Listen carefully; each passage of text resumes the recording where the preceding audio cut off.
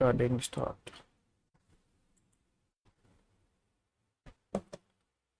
Good evening. కొంచెం గట్టిగా. Very good. సరే, స్టార్టింగ్లోనే మీకు 8 వరకు క్లాస్ పెట్టేశారు కదా. చెప్పాను నేను వాళ్ళకి 8 వరకు పెట్టొద్దు అని, కానీ పెట్టారు.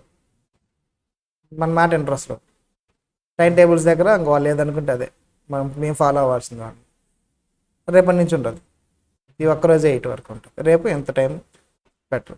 మనం ఫుల్ డే స్టార్ట్ అయినప్పుడు మీకు 8 వరకు ఉంటుంది. ఈరోజు ఏదో Sai Kumar sir new batch వరకు 2 క్లాసెస్ తీసుకోవాలని నా క్లాస్ లాస్ట్కి వచ్చింది. ఓకేనా? అంతే. రేపటి నుంచి 8 వరకు ఉంటుంది. కంగారు పడొద్దు. 8 మనం తర్వాత పెంచుకుందాం. సిలబస్ ఫుల్ డే అందరూ వస్తారు కదా ఆఫ్లైన్కి వచ్చినప్పుడు ఈ క్లాస్ అంతా ఫుల్ అయింది. అప్పుడు ఫుల్ అయినప్పుడు మనం ఫుల్ డే పెట్టుకుంటాం. 1 మంత్ 1.5 మంత్ ఉంటుంది అలా ఫుల్ డే. సిలబస్ అయిపోద్ది. తర్వాత అంతా నార్మల్. అప్పుడు అలవాటు అయిపోద్ది మీకు ఫుల్ డే. స్టడీ అవర్స్ కదా, కొంతమంది ఫుల్ డే వస్తారు, కొంతమంది హాఫ్ డే వస్తారు. ఏం చేయలేము ఈ జనరేషన్. వాళ్ళు ఎప్పుడు వస్తే అప్పుడు అటెండెన్స్ వేసుకోవటం. కాకపోతే ఈ లోపల ఇంటికి ఫోన్ కూడా వెళ్తారా, అన్నీ మనం పట్టించుకోగా. వినిపిస్తుందా? పర్లేదా? ఓకే. సరే, నాకు మనం ఫస్ట్ 5 చెప్పుకుంటాంగా, గుర్తున్నాయి అందరికీ? చెప్పేసేయండి, ఒకసారి రాసేద్దాం.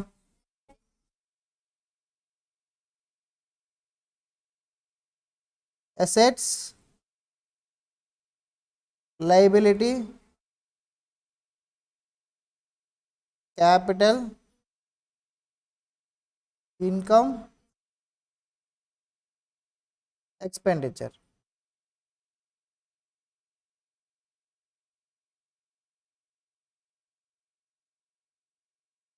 బ్యాలెన్సెస్.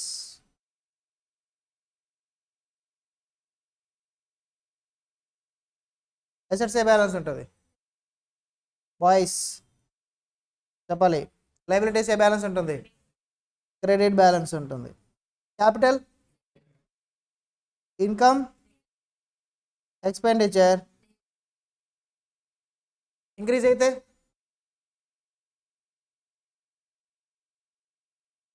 అసెట్స్ ఇంక్రీజ్ అయితే ఏం చేస్తాం?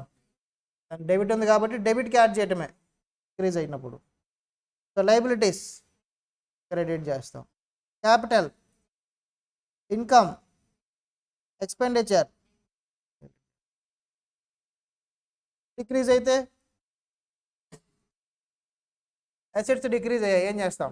ఆపోజిట్ చేయాలి, క్రెడిట్ చేస్తాం. లయబిలిటీస్ డిక్రీజ్ అయ్యి ఏం చేయాలి? ఆపోజిట్, డెబిట్ చేయాలి. క్యాపిటల్ డిక్రీజ్ అయితే డెబిట్ చేస్తాం. ఇన్కమ్ డిక్రీజ్ అయితే డెబిట్ చేయాలి. ఎక్స్పెండిచర్ డిక్రీజ్ అయితే. ఈరోజు ఎవరైనా ఫస్ట్ క్లాస్కి వచ్చి ఉంటే ఇది రాసుకోండి. ఫస్ట్ 2 minutesలో రాసుకోవాలి. నోట్స్లో లేకపోయినా రాసుకోండి.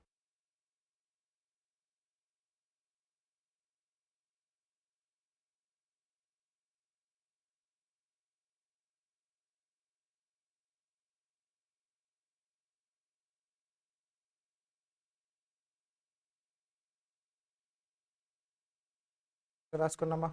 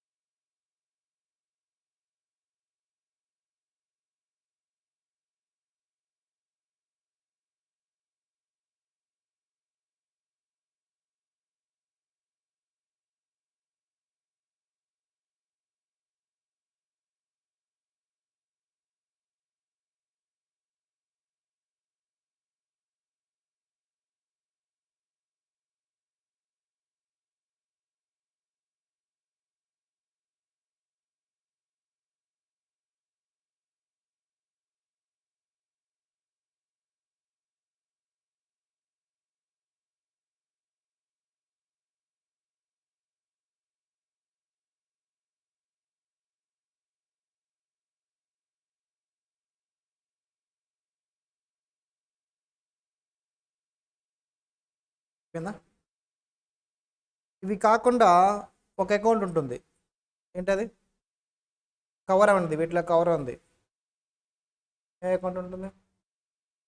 ఎస్టర్డే చెప్పా న్యూ బ్యాచ్ వాళ్ళకి, లాస్ట్ బ్యాచ్ వాళ్ళు కూడా చెప్పా. అకౌంట్స్ మొత్తం మీద మీరు చేసే ప్రాబ్లమ్స్ అన్నీ ఇందులోకి డివైడ్ చేస్తారు. ఇవి కాకుండా ఒకటి ఉంటుంది, కవర్ అనే అకౌంట్ ఒకటి ఉంటుంది. అకౌంట్ చెప్పండి, ఏదో ఒకటి చెప్పండి, మీకు తెలుసు. Personal account.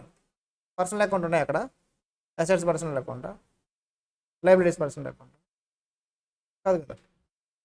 పర్సనల్ అకౌంట్స్ ఎప్పుడు యూజ్ చేస్తాం? Personal accounts when money is receivable or payable. Received కాదు, రిసీవబుల్ ఆర్ పేయబుల్. అప్పుకి కొంటే, అప్పుకి అమ్మితే తెలుగులో. రిసీవబుల్ ఆర్ పేయబుల్ ఉంటే పర్సనల్ అకౌంట్ యూజ్ చేస్తాం. And when account is settled, ఈ రెండు సిచ్యువేషన్లో పర్సనల్ అకౌంట్ యూజ్ చేస్తాం.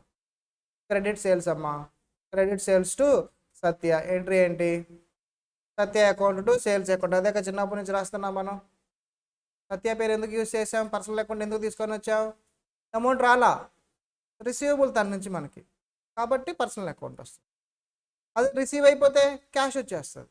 పర్సనల్ అకౌంట్ ఇంకొస్తుందా? రాదు. So personal accounts. Personal accounts ఎన్ని types? 3 types. Natural person, artificial person, representative. Natural persons అంటే మనం అందరం హ్యూమన్ బీయింగ్స్. మీ పేర్లు అన్నీ రాసుకోండి ఎగ్జాంపుల్స్. ఆర్టిఫిషియల్ అంటే organisations formed under any act or law or created. Representative అంటే గ్రూప్ని రిప్రజెంట్ చేస్తుంది. Like debtors. డెటార్స్ అంటే ఒక పర్సనా, నెంబర్ ఆఫ్ పర్సన్సా, గ్రూప్ ఆఫ్ పర్సన్సా? Group of person. Creditors. Creditors అంటే ఒక పర్సనా, గ్రూప్ ఆఫ్ పర్సన్సా? Group of persons. ఓకేనా, అది రిప్రజెంటేటివ్. ఎప్పుడు యూజ్ చేస్తాం personal account? 2 scenarios. 1, when money is receivable or payable, due ఉన్నప్పుడు. And or when the account is settled. అంటే పేమెంట్ చేస్తున్నాం, పేమెంట్ చేసిన పర్సన్కి పేమెంట్ చేసిన అదే వస్తుంది. డ్యూ సత్య మన దగ్గర నుంచి మనకు 1 lakh మనీ రావాలి, తను 50,000 పే చేసింది. ఎంట్రీ ఏం రాసుకుంటావు? Cash account to Satya account. 50,000 ఫుల్గా పే చేశారా, ఆఫ్ పే చేశారా, ఇర్రెస్పెక్టివ్ సెటిల్మెంట్ అయితే జరుగుతుంది, ఎంతో కొంత పేమెంట్ జరుగుతుందిగా. పర్సనల్ అకౌంట్ నుంచి పేమెంట్ జరుగుతుంది కాబట్టి అప్పుడు కూడా పర్సనల్ అకౌంట్ మనం రాసుకోండి. చివరికి రాసుకోండి. ఎగ్జాంపుల్ తీసుకుందాం. ఎగ్జాంపుల్ తీసుకొని ఎంట్రీస్ రాద్దాం. Journal entries. జర్నల్ ఎంట్రీస్ అందరికి బాగా వచ్చా? ఫౌండేషన్లో బాగా నేర్చుకున్నారా? నేర్చుకున్నావా ఫౌండేషన్లో? మీరు నేర్చుకుని అజంప్షన్ తోటి వెళ్ళిపోవాలి. మనం మాత్రం బ్రీఫ్గా చెప్తాం, కొన్ని ఎంట్రీ ఎగ్జాంపుల్స్ తీసుకొని చెప్తాం. స్టడీ మెటీరియల్లోని అన్ని జర్నల్ ఎంట్రీస్ చెప్తారంటే దాన్ని అసలు టచ్ చేయొద్దు. మీకేమి ఎగ్జామ్లో బేసిక్ జర్నల్ ఎంట్రీస్ ఇవ్వరు. బిల్స్ ఆఫ్ ఎక్స్చేంజ్ నుంచి స్టార్ట్ అవుతుంది ఎగ్జామ్లో ఇవ్వటం. ఇంటర్లో ఫౌండేషన్ వేరు, ఇంటర్ వేరు కదా. ఇంటర్లో బిల్స్ ఆఫ్ ఎక్స్చేంజ్ స్టార్ట్ అవుతుంది, అక్కడ నుంచి డీటెయిల్డ్గా స్టడీ మెటీరియల్ అన్నీ చేసుకుంటూ వెళ్ళిపోతాం. ఇక్కడ మెయిన్గా focus cash book, VRS, rectification of errors, depreciation. ఈ 4 మాత్రం చెప్తా, బ్రీఫ్గా చెప్తా. ఫౌండేషన్ చెప్పినంత డీటెయిల్గా కాదు. ఫౌండేషన్ చెప్పినంత డీటెయిల్గా చెప్పాను అనుకో, మీరు జూన్లో రాయరు. ఎప్పుడు రాస్తారు? డిసెంబర్లో రాస్తారు. చిన్నపిల్లలు కాదుగా, పెద్దవాళ్ళు అయిపోయారు. ఫౌండేషన్ నుంచి ఇంటర్కి వచ్చేసారు.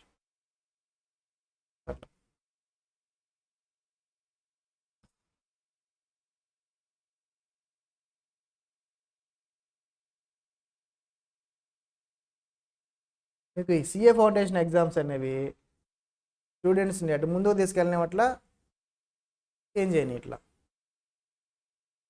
సిఎంఏ సిఏ 2 రాస్తారు. సిఎంఏ అయిపోద్ది, ఫౌండేషన్ పాస్ అవుతారు. సిఏ ఎగ్జామ్స్ మొన్నే రాశారు, నిన్న కదా అయిపోయింది వాళ్ళకి. అవి రిజల్ట్స్ వచ్చాక వస్తా అంటారు. ఎప్పుడు వస్తాయి రిజల్ట్స్? కానీ పాస్ అవుతారా?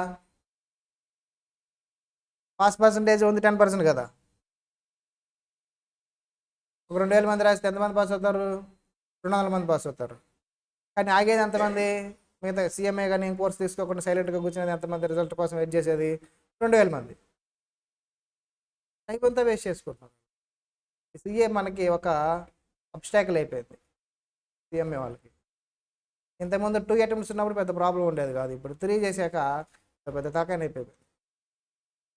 ఎక్కడ బ్యాచెస్ ఫుల్గా ఫామ్ అవ్వట్లా, అటు సీఏలోను ఫామ్ అవ్వట్లా, సీఎంఏలోను ఫామ్ అవ్వట్లా, రెండో ఇబ్బంది అయిపోతుంది. పాస్ అయితే కదా సీఏ ఇంటర్కి వస్తారు, అది పాస్ అవ్వరు. దాని రిజల్ట్స్ కోసం వెయిట్ చేసి సీఎంఐలోకి రారు, రెండు టైం వేస్ట్. మీ ఫ్రెండ్స్ ఎవరైనా అలా వెయిట్ చేస్తుంటే వెయిట్ చేయకుండా జాయిన్ అయిపోమాను. నేను 100% గట్టి పరిస్థితుల్లో బల్లగుద్ది నేను పాస్ అవుతా సిఏ ఫౌండేషను అన్నా సరే జాయిన్ అవ్వమనండి. ఎందుకమ్మా? అదే కదా సిలబస్. డిఫరెంట్ సిలబస్ తర్వాత చెప్పుకుంటాం. వెయిట్ చేస్తే ఏమవుద్ది, ఇవన్నీ అయిపోతాయి, సిలబస్లు అయిపోతాయి. కాబట్టి ఎవరిని ఉంటే మాత్రం చెప్పేసేయండి, దానికోసం వెయిట్ చేయొద్దు. Days are gone. సరే, ఒక ఎగ్జాంపుల్ రాసుకుందామా? 6:50 అయింది, ఒక ఎగ్జాంపుల్ చేసుకొని వెళ్దాం. ఈరోజుకి ఒక ఎగ్జాంపులే, అది ఎప్పుడు అయిపోతే అప్పుడు వెళ్దాం. అది తెలిసి ఫాస్ట్గానే అయిపోతుంది, మీరు అందరూ యాక్టివ్గా ఉన్నారు కాబట్టి. అవునా?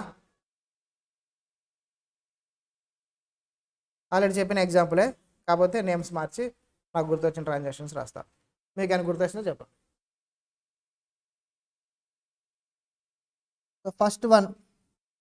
ఫస్ట్ ఏంటమ్మా, అసలు బిజినెస్ జరగాలంటే క్యాపిటల్ కావాలిగా. ఎవరు బిజినెస్ స్టార్ట్ చేస్తారు?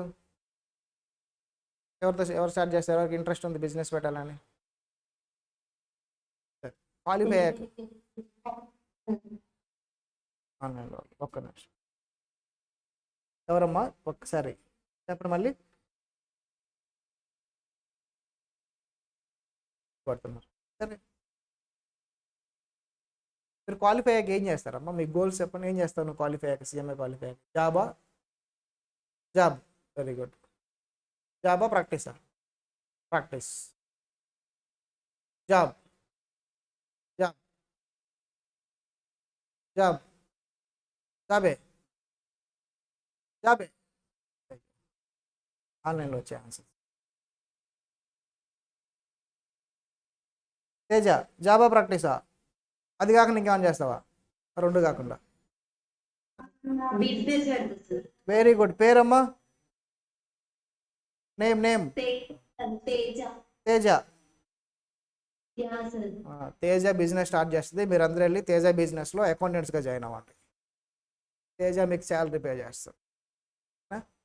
ఆలోచనలు ఎప్పుడు కూడా కొంచెం ఎక్కువగా, డ్రీమ్సే కదమ్మా, దాని నేను ఖర్చు ఉందా? కానండి కళలు.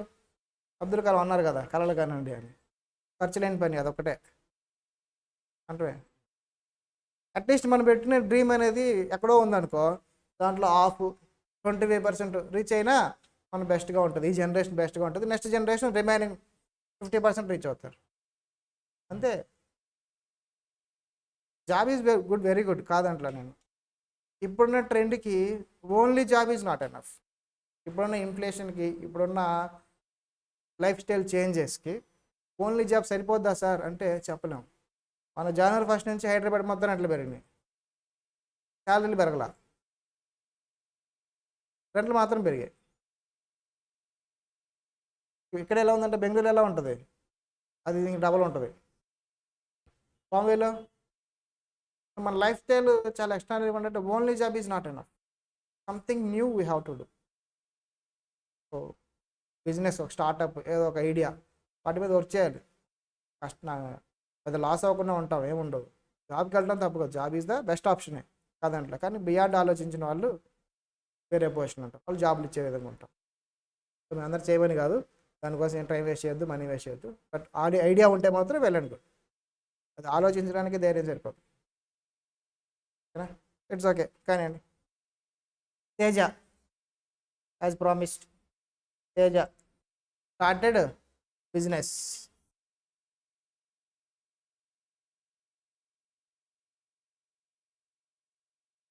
Teja started business with 2 lakhs.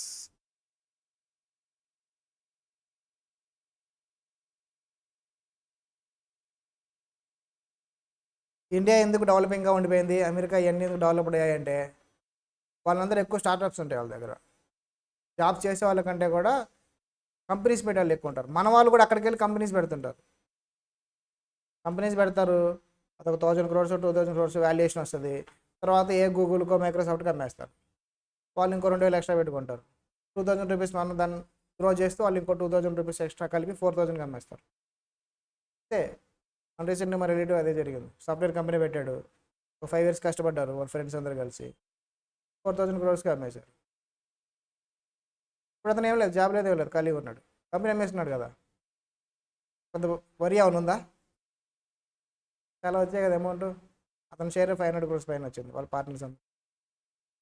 Life స్పాన్లో ఎన్ని సంవత్సరాలు జాబ్ చేసిన వచ్చింది అది. కాకపోతే దానికి మన ఏంటమ్మా ఎల్ఎన్టీ చైర్మన్ చెప్పినట్టు 90 hours, లేదా ఇన్ఫోసిస్ నారాయణమూర్తి చెప్పినట్టు 72 hours వర్క్ చేయాలి రోజుకి, అప్పుడే వస్తుంది. అందరూ ఎంప్లాయ్మెంట్లో అవర్స్ పని చేయాలని అసలు కరెక్ట్ కాదు. నువ్వు స్టార్టప్స్ నీ సొంత బిజినెస్ అనుకో, నువ్వు 24/7 పని చేస్తూనే ఉంటావు. దాన్ని జాబ్ని కంపేర్ చేయకూడదు, అంతే కదా. నారాయణమూర్తి 90 hours పని చేశాడు కదా అని చెప్పేసి అందులో కంపెనీలో పనిచేసే వాళ్ళందరూ 90 hours పని చేస్తారా? వాళ్ళు పని చేస్తే వాళ్ళ లైఫ్లు ఉంటాయా, వాళ్ళ ఫ్యామిలీస్ ఉంటాయా? ఉండవు. డిఫరెన్స్ ఉంటుంది. ఓకే, నెక్స్ట్ బిజినెస్ స్టార్ట్ చేశారు కదా, మరి స్టార్ట్ చేసినప్పుడు వెంటనే ఏం కావాలి, మనకి మనీ తెచ్చుకున్నారు. ఫస్ట్ ఏం చేస్తాం? ఫర్నిచర్ పర్చేజ్ చేస్తాగా. Purchased furniture of rupees 50,000.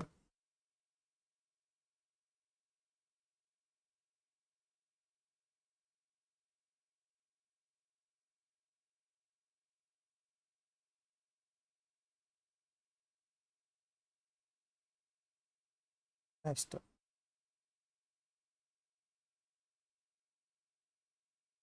Furniture వచ్చింది, తర్వాత మనకి మరి గూడ్స్ కావాలిగా. గూడ్స్ అనే వాడు ఎప్పుడు యూస్ చేస్తాం? మన ప్రిన్సిపల్ బిజినెస్ కోసం చేసే పర్చేస్ అన్నిటికీ గూడ్స్ అనే వాడిని యూస్ చేస్తాం. ప్రోడక్ట్ నేమ్ కాకుండా గూడ్స్ అనే వాడు యూస్ చేస్తాం. So purchased goods worth 60,000 for cash.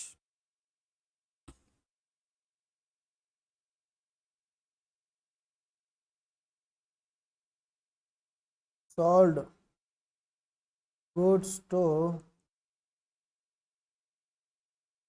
Satya of rupees 3,000.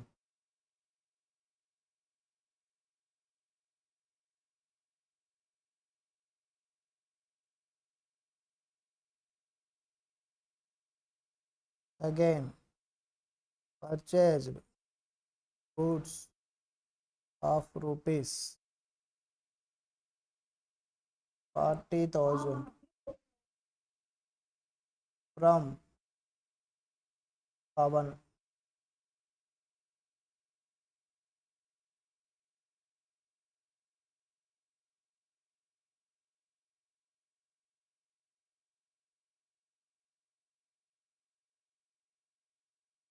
Returned goods to Pawan of rupees 5,000.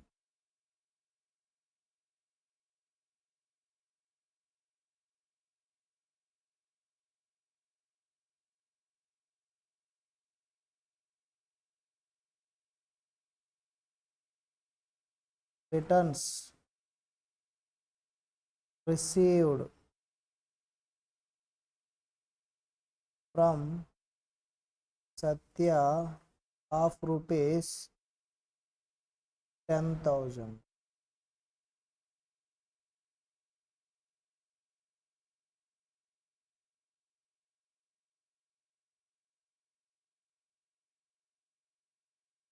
Salary paid to Swarna of rupees 80,000. ఈఎంఐలు కదా, ఎక్కువ శాలరీ ఉంటుంది, మినిమం 80,000 ఉంటుంది. తక్కువ శాలరీ జాయిన్ అవుతారు మీరు క్వాలిఫై అయ్యాక, అసలు కాంప్రమైజ్ అయ్యేది లేదు. నిన్నాక ఈరోజే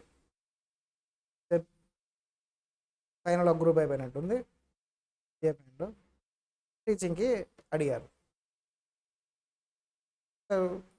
ఫౌండేషన్ వాళ్ళు చెప్తుంటారు శాలరీ ఎంత ఎక్స్పెక్ట్ చేస్తారంటే 2,50,000 చెప్పారు మంత్లీ. ఎక్కడ ఇచ్చారంట అంతలకి? బెంగళూరులో ఇచ్చారంట 2.5. హైదరాబాద్లో అన్ని ఇన్స్టిట్యూషన్స్ తిరిగారు, 1.2 ఇస్తా అన్నారంట, తెలుగులో చెప్పన్నారంట, అందుకని చెప్పి వెళ్ళలేదంట. అంత ఉండదు, అర్థమైందా? అంత ఉండదు, మార్కెట్ అంత లేదు టీచింగ్కి, ఓకేనా? బేస్డ్ ఆన్ ఎక్స్పీరియన్స్ని బట్టి ఉంటుంది. అలాగే ఎక్స్పెక్టేషన్స్ ఉంటాయి, దానివల్ల ఏమైంది, ఎవరు కనీసం రెండోసారి ఫోన్ కూడా చేయట్లేదు వాళ్ళకి. మార్కెట్ తెలియదు అసలు ఎంత ఉంది, ఎక్స్పీరియన్స్ని బట్టి ఉంటుంది. 2 lakhs ఇస్తాం, కానీ ఎప్పుడు ఇస్తాం, వాళ్ళు 10 years ఎక్స్పీరియన్స్ చేయండి, ఎక్స్ట్రాడినరీగా ఉండాలి. అప్పుడు ఎక్స్ట్రాడినరీ అని అంటే అన్నీ ఉండాలి వాళ్ళ దగ్గర, రిసోర్స్ మెటీరియల్ రెడీగా ఉండాలి, అంతా ఉండాలి. ఇప్పుడు క్వాలిఫై అయిన వాళ్ళకి 50,000తో స్టార్ట్ అవుతుంటుంది, 50-60 అలాగే 1 lakh ఇచ్చారు. ఎందుకండి అంటే క్వాలిఫైడ్స్ వచ్చినప్పుడు ఇక్కడ మనం టీచింగ్తో పాటు ప్రాక్టీస్ కూడా ఉంటుంది. జాబ్కి వెళ్తే ప్రాక్టీస్ చేయకూడదు, ఓన్లీ జాబే. కానీ టీచింగ్కి వచ్చినప్పుడు టీచింగ్ ఒక 6 hours చెప్పుకుంటారు, రిమైనర్ టైం అంతా ఉంది కదా, ఆ టైం అంతా ప్రాక్టీస్ చేసుకుంటారు. ప్రాక్టీస్ మీద 1,00,000 రూపాయలు వస్తాయి, దీంట్లో ఒక 60,000-70,000 వస్తాయి. 6 hours చేసిన ఎక్స్పీరియన్స్ వచ్చే కొంది ఇంక్రీజ్ అవుతూ ఉంటుంది. అప్పుడు మనకి ఏమవుతుంది, ఓవరాల్గా 2 lakhs అలా అవుతుంది. అలాగే ప్లాన్ చేసుకుంటూ ఉండాలి. సో ఒక్కొక్కసారి వింటుంటా ఎక్స్పెక్టేషన్స్, అది మళ్ళీ ఫోన్ కూడా చేయం మనం. వాళ్ళకి తెలియదు మార్కెట్ ఎంత ఉందని. అన్ని ఇన్స్టిట్యూషన్స్ తిరిగారు, ఎవరూ ఫోన్ చేయలేదంట. మళ్ళీ ఎట్లా చేస్తారు, మేము కూడా ఇంక చేయం ఫోన్, ఏం కదా. ఎందుకండి అంటే తగ్గిపోతుంది మార్కెట్, రిక్వైర్మెంట్ అనేది జాబ్స్కి తగ్గిపోతుంది. ఇప్పుడు తగ్గిందని కాదు, ఫ్యూచర్లో ఇంకా తగ్గుతుంది. ఎందుకమ్మా, because of AI, artificial intelligence చాలా చేంజెస్ తీసుకొస్తుంది. మనకన్నా కొంచెం పర్లా, బీటెక్ కాలేజ్ అయితే వేలే ఒకేసారి అందరు రోడ్డుకి వచ్చేస్తున్నారు, 1,000 మంది రోడ్డు మీదకి. ఒక్కొక్క కంపెనీ వింటుంటారా, 2,000 మందిని తీసేశారు, 3,000 మందిని తీసేశారు అని చెప్పేసి. అవన్నీ సాఫ్ట్వేర్ జాబ్స్. మనకి ఇప్పుడు ఓకే, మనకి కామర్స్ వాళ్ళకి పెద్ద గేమ్ రిస్క్ రాలే, ఇంకా స్టార్ట్ అవ్వాలి. మరి స్టార్ట్ అవుద్ది, మనకు లాస్ట్ అనమాట. షేర్ హోల్డర్ కనుక కంపెనీలు అందరికీ పేమెంట్, డివిజనర్ హోల్డర్స్ పే చేసి, క్రెడిటార్స్కి పే చేసి, లైబ్రరీ బ్యాంకులు ఇంట్రెస్ట్లు కట్టి అంతా అయిపోయాక షేర్ హోల్డర్ కనుక మనం లాస్ట్లో తీసుకుంటామే డివిడెండ్ అని చెప్పి, అట్లాగే మనం కూడా అన్ని రకాల జాబ్స్ అన్నీ ఊడిపోయాక లాస్ట్లో మన దొడిద్ది. ఎందుకంటే వాళ్ళందరినీ తీసేసేది మనమే, అంతే కదా. కంపెనీ పెట్టాలన్నా మనం ఉండాలి, తీసేయాలంటే మనం ఉండాలి. అది కాబట్టి చిన్నప్పటి నుంచి వింటూ ఉంటాయి వాడు. మరి వాళ్ళందరినీ తీసేసి లెక్కలు చూడాలి, వాళ్ళు శాలరీ పే చేయాలంటే ఎవరు చేయాలి, మనమే కదా. ముందు మనం వెళ్ళిపోతే ఎవరు చేస్తారు ఎంత, అందుకని చెప్పి మనం లాస్ట్లో పెట్టుకుంటాం. సో అంటే జాబ్స్ పోవటం అంటే ఆ రిక్వైర్మెంట్ 1,000 అనుకోండి, 100కి వచ్చేస్తుంది. 900 జాబ్స్ పోయినట్టేగా. సేమ్ వర్క్ 100 మెంబర్స్ చేసేస్తారు, because of change in technology. అంత ఫాస్ట్గా చేంజ్ అయితే అవుతుంది. మీరు ఎంత ఎర్లీగా క్వాలిఫై అయితే అంత మంచిది. ఈరోజు నుంచి చదవటం మొదలు పెట్టేసేయండి, వెయిట్ చేసుకోవద్దు. ఏ రోజు ఆ రోజు ఒక 1/2 hour చదివేసేయండి, సాయంత్రం పూట చదువుకోండి, పడుకోండి. సిలబస్ ఫుల్గా స్టార్ట్ అయ్యాక మీరు చూస్తూ ఉండగానే సిలబస్లో అయిపోతాయి. ఎగ్జామ్స్ ఎట్టి బస్సులో పాస్ అవ్వాలి అనే గోలే పెట్టుకోండి.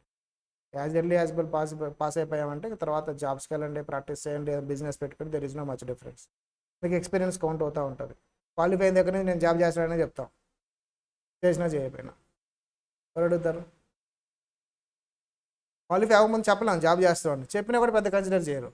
వన్స్ క్వాలిఫై అయ్యాక జాబ్ చేస్తున్నాం అని చెప్తే నమ్మేస్తారు. చూపిస్తాం మన ప్రూఫ్లు కూడా చూపిస్తాం, ఫేక్ అయినా సరే చూపిస్తాం. దాన్ని బేస్ చేసుకుని సాలరీస్ ఇంక్రీజ్ అవుతాయి. ఈ లోపల ఎక్స్పెరిమెంట్లు ఏదో చేస్తాం మనం, ఏది వర్కౌట్ అవ్వకపోతే జాబ్ లాస్ట్లో ఆప్షన్. క్వాలిఫై అవ్వటం ఇంపార్టెంట్ ఇక్కడ కదా. As early as possible qualify అయిపోవాలి మీరు, అదే గోల్గా పెట్టుకోండి, వేరేది ఏది వద్దు. ఒక 2 years మంద కాదనుకోండి, ఓకేనా. సరే, శాలరీస్ పే చేసాక స్వర్ణ 80,000 రేపు పార్టీ ఇవ్వాలి నువ్వు. 80,000 పార్టీ ఇవ్వమ్మా. Next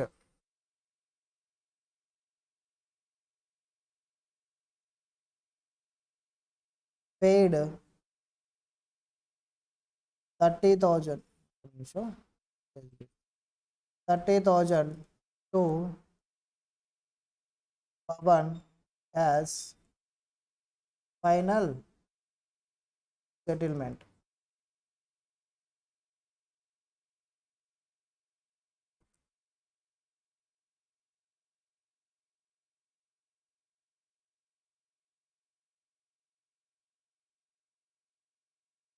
Received 35,000 from Satya as final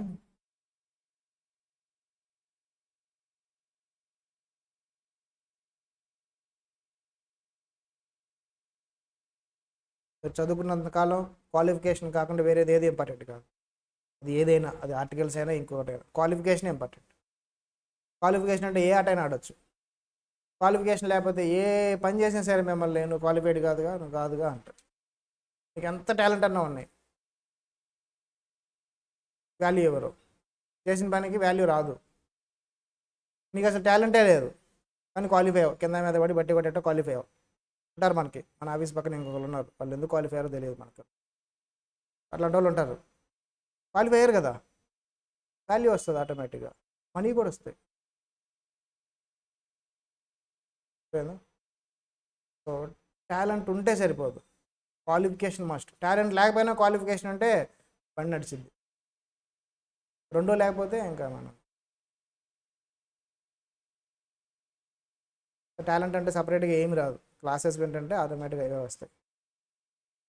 ఇప్పుడే కదా మీరు ఫౌండేషన్ అయిపోయి వచ్చారు, సో స్లోగా ఒకటి వచ్చేస్తూ ఉంటుంది. సొసైటీ ఏంటి, సొసైటీలో ఏం చేంజెస్ వస్తున్నాయి, మనం ఏం చేయాలి ఫ్యూచర్లో అనేది ఒక్కొక్కటి మీకు ఐడియా ఇప్పటికే కొంత వస్తుంది. ఇక్కడ నుంచి వచ్చే ఎక్స్పీరియన్స్ వేరు మారిపోతూ ఉంటుంది. ఇక్కడ నుంచి మీరు ప్రతిదీ చూసే పర్స్పెక్టివ్ మారిపోతుంది. ఇప్పుడు దాకా ఇంటర్మీడియట్లో ఇద్దరం ఫ్రెండ్స్ కొట్టుకోవడం, గొడవలు అన్నీ ఇవే సరిపోతాయి, అవునా. ఫౌండేషన్ వరకు కూడా కొంతవరకు ఉంటుంది. ఫౌండేషన్ అయిపోయాక ఆ ఫీలింగ్స్ వస్తాయా, క్లాస్లో కూర్చొని గిల్లుకుంటా కూర్చుంటాం, ఉండదు. మారితే మన బ్రెయిన్ మెచ్యూర్ అవుతూ ఉంటుంది. సో ఇప్పుడు ఆలోచించే విధానం మారిపోతుంది. అది జరగలేదంటే ఏదో తేడా ఉన్నట్టు, అది చెక్ చేసుకోవాలి మనం. జరుగుతుంటే ఓకే, జరగదంటే మాత్రం we have to check our self. Okay, సరే రాసారా అందరూ?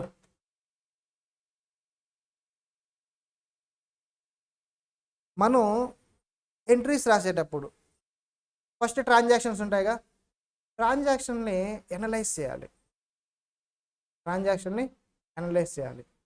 ఏం అనలైజ్ చేయాలండి అంటే, అది క్యాష్ ట్రాన్సాక్షనా క్రెడిట్ ట్రాన్సాక్షనా, first analysis.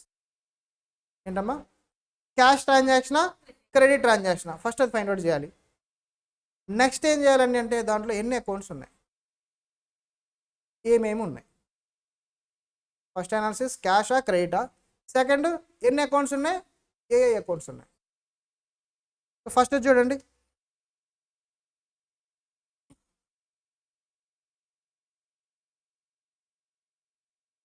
Teja started business with 2 lakhs. ఇది క్యాష్ ట్రాన్సాక్షనా క్రెడిట్ ట్రాన్సాక్షనా? Cash transaction. ఎవరికైనా డౌట్ ఉందా? Started business with 2 lakhs. Okay, ఆబ్వియస్గా బిజినెస్ క్యాష్ తోటి అని చెప్పేశారు. విత్ క్యాష్ అని ఏం లేదంటే విత్ క్యాష్. చెప్పకపోయినా, ఏం చెప్పలేదన్నా క్యాష్ తోటే, ఏం చెప్పకపోయినా క్యాష్గా తీసుకుంటాం. స్పెసిఫిక్గా క్యాష్ కాకుండా ఏదో ఎసెట్ ఇంట్రడ్యూస్ చేశారని చెప్పారు, అప్పుడు క్యాష్ అవ్వదు, అది మదర్ అవుతుంది. యాజ్ ఆఫ్ ఇక్కడ ఏంటమ్మా ఇది క్యాష్ ట్రాన్సాక్షన్. ఎవరికైనా డౌట్ ఉందా? Next purchased furniture of rupees 50,000, క్యాషా క్రెడిటా? క్యాష్. క్రెడిట్ ఎందుకు కాదు? మన ఎడ్యుకేషన్ పాయింట్ ఆఫ్ వ్యూలో చూసుకుంటే క్రెడిట్ అనుకోండి, కంపల్సరీగా పర్సన్ నేమ్ ఇస్తారుగా, పర్సన్ నేమ్ ఇస్తారు. పర్సన్ నేమ్ ఇవ్వాల, క్యాష్ క్రెడిట్ కూడా చెప్పాల, అంటే అదేం ట్రాన్సాక్షన్ అవుతుందండి? క్యాష్ ట్రాన్సాక్షన్ అవుతుంది. క్రెడిట్ అయితే ఆబ్వియస్గా ఎవరి దగ్గర నుంచి పర్చేజ్ చేసామో వాళ్ళ డీటెయిల్స్ ఇస్తేనే కదా క్రెడిట్ అవుతుంది, వాళ్ళ తర్వాత ఎప్పుడే పేమెంట్ చేయాలి కదా. సో కాబట్టి ఇక్కడ మనకి ఏం డిస్క్లోజ్ చేయలేదు కాబట్టి దీన్ని ఏమనుకుంటాం మనం? Cash transaction. Third one, purchase goods worth 60,000 for cash. చెప్పేసారు క్యాష్ అని స్పెసిఫిక్గా, ఏంటమ్మా? Cash transaction. Sold goods to Satya of rupees 50,000, క్యాషా క్రెడిటా? ఎందుకు? పర్సన్ నేమ్ ఇచ్చినప్పుడు పర్ క్యాష్ అని అనకపోతే ఏమంటమ్మా? Per cash. క్యాష్ ట్రాన్సాక్షన్ స్పెసిఫిక్గా చెప్పలేదు అనుకోండి, ఏం ట్రాన్సాక్షన్ అవుతుంది? క్రెడిట్ ట్రాన్సాక్షన్ అవుతుంది. క్యాష్ అయితే కంపల్సరీగా పర్సన్ నేమ్ ఇచ్చినా క్యాష్ అని చెప్పాలి. క్యాష్ అని సైలెంట్గా ఉండి పర్సన్ నేమ్ ఇస్తే డిఫాల్ట్గా ఏమవుతుంది? Credit transaction. Next purchase goods of rupees 40,000 from Pawan, ఏం transaction? Credit transaction. Very good, same అంతే. Return goods to Pawan of rupees 5,000, క్యాషా క్రెడిటా? క్రెడిట్. క్యాష్ ఎందుకు కాదు? మీరు జనరల్గా ఆలోచించండి, రిటర్న్స్ ఎప్పుడు చేస్తాం? పర్చేజ్ చేస్తేనేగా. మన ఒరిజినల్ ట్రాన్సాక్షన్ పర్చేజ్ ఏదైతే ఉందో అది క్యాషా క్రెడిటా? క్రెడిట్. అది నువ్వు పర్చేజ్ చేసిన క్రెడిట్ అయినప్పుడు రిటర్న్ చేసినప్పుడు ఆఫీస్కి క్రెడిట్గా చేస్తావు, ఆ క్రెడిట్ని అడ్జస్ట్ చేసుకుంటావు. అడ్జస్ట్ చేసుకోకుండా క్యాష్ ఇస్తున్నావు అనుకో, ఏం చేస్తాం మనం? ప్రతి షాప్కి వెళ్తాం, కొంటాం, క్రెడిట్కి కొంటాం, 2 రోజులకి మళ్ళీ రిటర్న్ ఇస్తాం, క్యాష్ తెచ్చుకుంటాం, అవునా కదా? ఎవరో క్రెడిట్కి సేల్ చేసినప్పుడు రిటర్న్ చేసినప్పుడు క్యాష్ ఇవ్వరు, అకౌంట్ని అడ్జస్ట్ చేసుకుంటారు, ఓకేనా? ఇదేంటమ్మా? క్రెడిట్.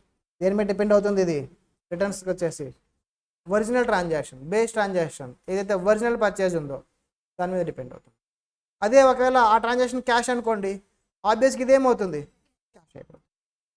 ఫస్ట్ క్యాష్ ఇచ్చినప్పుడు రిటర్న్ వచ్చినప్పుడు కూడా క్యాష్ ఇవ్వాలిగా, cash. So next returns received from Satya of rupees 10,000, క్యాషా క్రెడిటా? క్రెడిట్. ఒరిజినల్ ట్రాన్సాక్షన్ క్రెడిటేగా, ఇది కూడా క్రెడిట్ అవుతుంది. Salary paid to Swarna of rupees 80,000, స్వర్ణకి 80,000 పే చేసాం, క్యాషా క్రెడిటా? క్యాష్. ఏముందమ్మా? క్యాష్ అని చెప్పారు అక్కడ, క్యాషా క్రెడిటా? ఎంతమంది క్రెడిట్? లేరు ఎవరు? మాట పడవద్దు, ఏం పర్లేదు, నేను క్రెడిటే. నాతో పాటు వచ్చేది ఎవరు? రారు ఎవరు? రానన్నారుగా, అయితే క్యాషే. మీరందరూ ఒకటైనప్పుడు నేనేం చేస్తాను? నేను కూడా మీతో పాటు వస్తాను. ఇక్కడ చూడండి, శాలరీ పెయిడ్, పేయబుల్ అన్నాం అనుకో క్రెడిట్ అవుతుంది. పెయిడ్ అన్నారు కదా, చెప్పేశారు పే చేసాం. పెయిడ్ అన్నప్పుడు నేమ్ ఇచ్చినా ఇవ్వకపోయినా ఇర్రెస్పెక్టివ్, నేమ్తో మనకి సంబంధం, ఆబ్వియస్గా అది ఏమవుతుంది? Cash. Next paid 30,000 to Pawan, క్యాషా క్రెడిటా? క్యాష్. పెయిడ్ అన్నారు. రిసీవ్డ్ 35,000 ఫ్రమ్ సత్య, క్యాషా క్రెడిటా? క్యాష్. ఓకేనా? ఫస్ట్ స్టేజ్ అయిపోయింది. ఫస్ట్ ఏం చేసాం మనం? First analysis, cash transaction, credit transaction. ఈ క్లాస్ ఎంత డీటెయిల్గా చెప్తారు, నెక్స్ట్ క్లాసెస్లో జనరల్ ఎంట్రీస్ అంటే ఎంత డీటెయిల్గా చెప్పాం. ఫాస్ట్గా జనరల్ ఎంట్రీస్ రాసుకుంటూ వెళ్ళిపోతాం. ఫస్ట్ క్లాస్ కాబట్టి జనరల్ ఎంట్రీస్, ఓకేనా. సో ఇప్పుడే మీరు దాన్ని అండర్స్టాండ్ చేసుకోవడానికి ట్రై చేయండి. ఫౌండేషన్ ఆల్రెడీ మీకు వచ్చి ఉంటుంది, చాలాసార్లు చేస్తుంటాం ఈ పని, ఒకసారి రివిజన్. నెక్స్ట్ ఇప్పుడు ఏం చేయాలి మనం, దాంట్లో ఉన్న ఎవ్రీ ట్రాన్సాక్షన్లో ఎన్ని అకౌంట్స్ ఉన్నాయి ఫైండ్ అవుట్ చేయాలి, ఓకేనా. క్యాష్ క్రెడిటో తెలిసింది. క్యాష్ ట్రాన్సాక్షన్ అనుకోండి, ఒకటేం ట్రాన్సాక్షన్, ఒకటే అకౌంట్ అవుతుంది, క్యాష్ అకౌంట్ అవుతుంది. అదే క్రెడిట్ ట్రాన్సాక్షన్ అయితే ఒకటి పర్సనల్ అకౌంట్ అవుతుంది, అవునా. మినిమం జర్నల్ ఎంట్రీస్లో 2 అకౌంట్స్ ఉంటాయి, మినిమం 2 ఉంటాయి, మ్యాక్సిమం ఎన్నైనా ఉండొచ్చు, 1,00,000 అకౌంట్స్ అయినా ఉండొచ్చు. మినిమం ఈచ్ జర్నల్ ఎంట్రీస్లో ఎన్ని అకౌంట్స్ ఉంటాయి, 2 అకౌంట్స్ ఉంటాయి, అంతే కదా. జర్నల్ ఎంట్రీస్ అంటే డెబిట్ క్రెడిట్ 2 అకౌంట్స్ ఉంటాయి కదా మినిమం. డెబిట్ అయినా ఉండొచ్చు, క్రెడిట్ అయినా ఉండొచ్చు, maximum there is no condition, ఓకేనా. సో కాబట్టి క్యాష్ అని అన్నారంటే మాత్రం కంపల్సరీ ఒక అకౌంట్ క్యాష్ అకౌంట్, అది డెబిట్ అయినా క్రెడిట్ అయినా. క్రెడిట్ అంటే కంపల్సరీ ఒక అకౌంట్ పర్సనల్ అకౌంట్. ఇందాకే మాట్లాడుకున్నాక రిసీవబుల్ పేయబుల్ అంటే క్రెడిట్ ట్రాన్సాక్షనేగా. క్రెడిట్ ట్రాన్సాక్షన్ అయితే కంపల్సరీగా అక్కడ ఒక అకౌంట్ ఏంటి, పర్సనల్. ఇప్పుడు రెండో అకౌంట్ ఏంటో మనం ఫైండ్ అవుట్ చేయాలి. Teja started business with 2 lakhs cash transaction కాబట్టి క్యాష్ అకౌంట్ ఒకటి వస్తుంది కదా. రెండో అకౌంట్ క్యాపిటల్ అకౌంట్. ఏ అకౌంట్ అమ్మా, బిజినెస్ స్టార్టెడ్ కదా కాబట్టి క్యాపిటల్ అకౌంట్ రాస్తాం. బిజినెస్ స్టార్ట్ చేసేటప్పుడు ఓనర్కి సంబంధించిన అమౌంట్ వస్తే దాన్ని capital account. Next purchased furniture of ₹50,000 cash ట్రాన్సాక్షనే కదా ఫస్ట్ అయితే. సో ఒక అకౌంట్ క్యాష్ అకౌంట్, రెండో account furniture account. Principal business కోసం చేసే పర్చేజెస్ మాత్రమే పర్చేజ్ అకౌంట్లో రాయాలి. అది కాకుండా ఏ పర్చేజ్ అయినా సరే పర్చేజ్ అకౌంట్లో రాయకూడదు. ఆ ఎసెట్ అకౌంట్ ఓపెన్ చేసుకో, పర్టికులర్ సపరేట్ అకౌంట్స్ ఓపెన్ చేసుకో. అదే నీ బిజినెస్ ఫర్నిచర్ బిజినెస్ అనుకో, అప్పుడు ఫర్నిచర్ ఏమవుతుంది, ఫర్నిచర్ అని రాస్తామా, రాయం, పర్చేజ్ అకౌంట్ అని రాస్తాం, అవి గూడ్స్ అవుతాయి మనకి. ఇక్కడ మన బిజినెస్ ఫర్నిచర్ కాదు, అందుకని ఫర్నిచర్ యొక్క ట్రాన్సాక్షన్ చెప్పారు సపరేట్గా, గూడ్స్ అని సపరేట్గా చెప్పారు, ఓకేనా. మన బిజినెస్ ఫర్నిచర్ బిజినెస్ కాదు కాబట్టి ఇక్కడ రెండో అకౌంట్ ఏమొస్తుంది, ఒక ఎసెట్ అకౌంట్ వస్తుంది. ఎసెట్ని కదా మీరు పర్చేజ్ చేసింది, ఫర్నిచర్ అకౌంట్ వస్తుంది. రెండో అకౌంట్ ఏంటి, ఫర్నిచర్. అర్థమైందా. ప్రిన్సిపల్ బిజినెస్ ఫస్ట్ క్లాస్లో చెప్పారు అందరు. ప్రిన్సిపల్ బిజినెస్ అంటే ఏంటమ్మా, మన మెయిన్ బిజినెస్, మనం దేనికోసమైతే బిజినెస్ స్టార్ట్ చేస్తామో ఆ పర్చేజెస్, ఆ సేల్స్, వాటిని మాత్రమే పర్చేజ్ అకౌంట్, సేల్స్ అకౌంట్లో రాయాలి. రిమైనింగ్ ఏ పర్చేజ్ అయినా సరే ఆ particular item account, asset account open చేసుకో. సేల్స్ అయినా సరే ఆ పర్టికులర్ ఐటమ్ అకౌంట్, సేల్స్ అకౌంట్ను చేసుకోవాల్సి, ఓకేనా. Next purchased goods for cash, ఒకటైతే క్యాష్ అకౌంట్, క్యాష్ ట్రాన్సాక్షన్ కాబట్టి క్యాష్ అకౌంట్. రెండోది పర్చేజెస్ అకౌంట్. ఎందుకు ఇక్కడ పర్చేజ్ చేసింది ఏంటి, గూడ్స్, మన ప్రిన్సిపల్ బిజినెస్ కోసం చేస్తున్నాం పర్చేజ్ అని, అప్పుడు పర్చేజ్ అన్నీ ఎక్కడ రాయాలి, పర్చేజ్ అకౌంట్లో రాయాలి. పర్చేజెస్ తెలిపింది.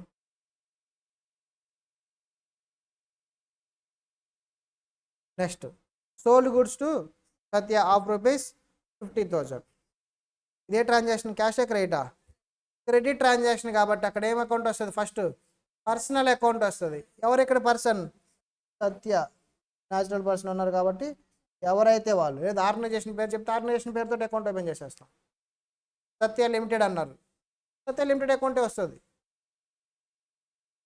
ఏదైనా పర్సనే, మీకు అదేంటని అవసరం, పర్సన్ ఉందా, క్రెడిట్ ట్రాన్సాక్షనా, పర్సనల్ అకౌంట్. రెండోది సేల్స్ అకౌంట్, సోల్డ్ గూడ్స్ అన్నారు కాబట్టి ప్రిన్సిపల్ బిజినెస్, అప్పుడు ఏ అకౌంట్లో రాస్తాం, sales account. Next purchased goods of ₹40,000 from Pavan, credit transaction. ఒక అకౌంట్ ఏమొస్తుంది, పర్సనల్ అకౌంట్, పవన్ అకౌంట్ ఒకటి వస్తుంది. నెక్స్ట్ ఇదేంటి, పర్చేసా సేల్సా? పర్చేజ్డ్ గూడ్స్ కాబట్టి ఏ అకౌంట్ వస్తుంది? గూడ్స్ కాబట్టి పర్చేజ్ అకౌంట్.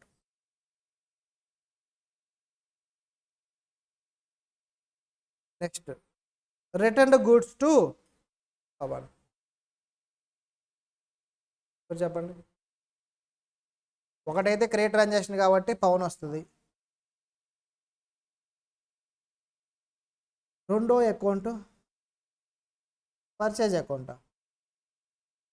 పర్చేజ్ రిటర్న్సా? ఇంతకుముందు మనం చేసిన పర్చేజ్ అకౌంట్లో రాసాం కదమ్మా. మీరు కొత్త అకౌంట్ చెప్తున్నారు, ఆ పర్సన్కే కదా ఇస్తున్నాం. ప్రిన్సిపల్ బిజినెస్ కోసం జరుగుతున్నప్పుడు రిటర్న్స్ చేస్తే రిటర్న్ అకౌంట్ ఒకటి ఓపెన్ చేయాలి సపరేట్.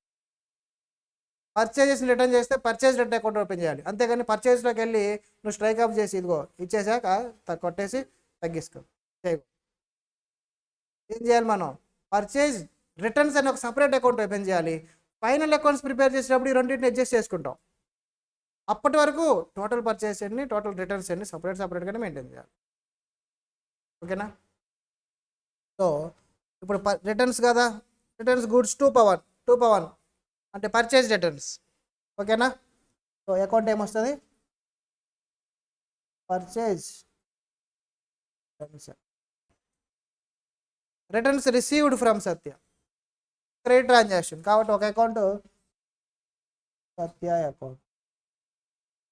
రెండో అకౌంట్ సేల్స్ రిటర్న్స్. సేల్స్లోకి వెళ్ళి కొట్టేయకూడదు, సపరేట్ అకౌంట్ ఓపెన్ చేయాలి. ఏ అకౌంట్ అది? Sales returns. ఏదైనా రిటర్న్సే, పర్చేజ్ సంబంధిస్తే పర్చేజ్ రిటర్న్స్, సేల్స్ సంబంధిస్తే sales returns. Sales returns. Next salary paid to Swarna of rupees 80,000. ఏ అకౌంట్స్ వస్తాయి ఇక్కడ? Salary account and cash account. Swarna account రాదా? పాపం 80,000 తీసుకున్న ఎంఏ పేరు రాయట్లేదు, ఫీల్ అయిపోతాను.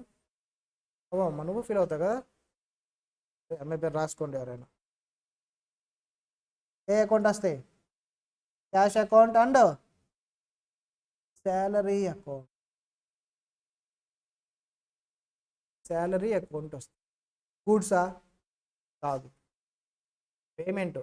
ఏంటది? ఎక్స్పెండిచర్. అది ఎక్స్పెండిచర్ నేమ్ తోటి ఒక అకౌంట్ ఓపెన్ చేసు.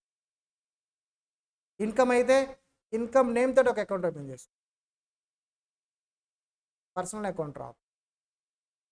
ఓకేనా? ఎక్స్పెండిచర్ అకౌంట్, ఇన్కమ్ అకౌంట్ సపరేట్గా ఓపెన్ చేస్తాను.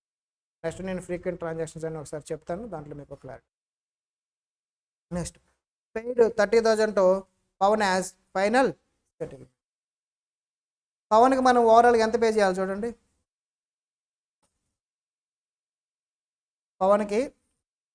పవన్ దగ్గర నుంచి ఎంత పర్చేజ్ చేసాం మనం? 40,000 పర్చేజ్. రిటర్న్స్ ఉన్నాయా? ఎంత రిటర్న్ చేసాం? 5,000. అంటే ఓవరాల్గా మనం ఎంత పే చేయాలి? 40,000 నుంచి 5,000 రిటర్న్స్ తీసేస్తే 35,000 మనం క్యాష్ పే చేయాలి. కానీ ఎంత పే చేస్తున్నారు? 30,000. ఏమన్నారు? ఫైనల్ సెటిల్మెంట్ అన్నారు. అంటే ఇంకంతే, ఇంక నేను పే చేయను పవన్కి. ఏమంటే మా స్టూడెంటే అందుకని చెప్పి నేను పే చేయను అన్న. పవన్ ఓకే సార్ మీరేగా తీసేసుకో. అక్కడ ఏం జరిగిందమ్మా? డిస్కౌంట్. నాకేమైంది? డిస్కౌంట్ నాకు వచ్చిందా? నేను ఇచ్చానా? వచ్చిందంటే ఇంగ్లీష్లో ఏమంటాం? రిసీవ్డ్. మనం పే చేయాల్సిన అమౌంట్ మొత్తం పే చేయకుండా కొంత అమౌంట్ తగ్గించి ఇద్దరు ఒక అండర్స్టాండింగ్ తోటి చేస్తామనుకో, అప్పుడు నాకు బెనిఫిట్. అది పేమెంట్ తగ్గిందంటే బెనిఫిటేగా. ఇప్పుడు అదేంటమ్మా? డిస్కౌంట్ రిసీవ్డ్ అవుతుంది. ఇప్పుడు ఎన్ని అకౌంట్స్ వస్తాయి? 3 అకౌంట్స్. ఏమేంటి? ఫస్ట్ అయితే పవన్ అకౌంట్ క్రెడిట్ కాబట్టి దాంట్లో ఏం డౌట్ లేదు. క్యాష్ పేమెంట్ కూడా ఉంది కాబట్టి క్యాష్ అకౌంట్. ఇంకొకటి డిస్కౌంట్ కూడా వస్తుంది మనకి. So discount received account. రెండు వేరు అకౌంట్స్. డిస్కౌంట్ రిసీవ్డ్ అకౌంట్ వేరు, డిస్కౌంట్ అలౌడ్ అకౌంట్ వేరు. ఓకేనా? మనం పేమెంట్ చేయాల్సినప్పుడు చేయకుండా ఉంటే అది మనకి బెనిఫిట్ మనం రిసీవ్ అవుతున్నాం కాబట్టి డిస్కౌంట్ రిసీవ్డ్ అంటాం. ఓకేనా?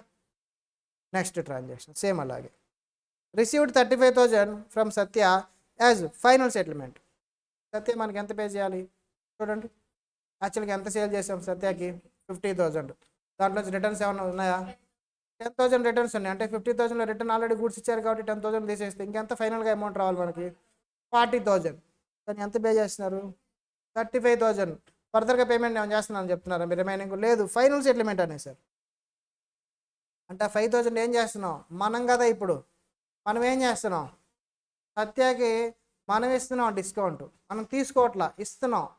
ఇచ్చేదాన్ని ఏమంటాం అలౌడ్, అలౌ చేస్తున్నాం డిస్కౌంట్. సత్యాకి మనం అలౌ చేస్తున్నాం. ఇక్కడ ఏ అకౌంట్ వస్తుంది discount allowed account. So accounts చెప్పండి ఏమేంటి? ఒకటైతే సత్య అకౌంట్, నెక్స్ట్ క్యాష్ అకౌంట్, తర్వాత డిస్కౌంట్ అలౌడ్ అకౌంట్. ఓకేనా? ఇచ్చి ట్రాన్సాక్షన్ మనం ఇలాగా ఫాస్ట్గా మన బ్రెయిన్ అంతా ప్రాసెస్ అయిపోవాలి. క్యాషా క్రెడిటా ఎన్ని అకౌంట్స్ ఉన్నాయి అనేది ప్రాసెస్ చేసేసుకుంటే ఈజీగా వచ్చేస్తుంది. ఓకేనా? ఇప్పుడు మనం ఏం చేద్దామండి, రాసుకోండి 2 minutes. బ్రెయిన్ హీట్ ఎక్కిందా? లాస్ట్ అవరు ఎక్కలేదా? ఎక్కలేదా? మంచి యాక్టివ్గా ఉన్నారు మీరు. 7:30కి వదిలిపెట్టమన్నారు.